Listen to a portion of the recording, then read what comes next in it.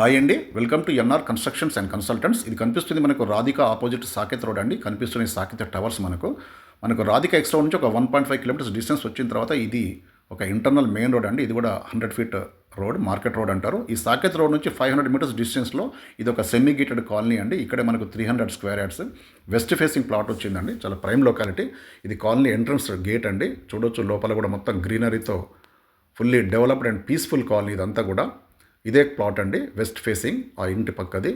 అన్నీ కూడా 30 feet CC roads అండి. అండ్ చుట్టూ చూడొచ్చు, చాలా ప్రైమ్ లొకాలిటీ.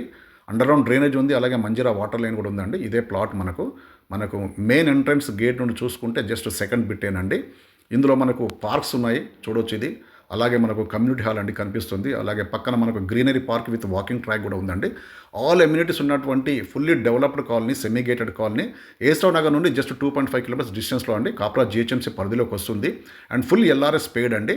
45/60 ఎక్సలెంట్ డైమెన్షన్స్లో 300 square yards west facing plot for sale near Kapra. Thank you.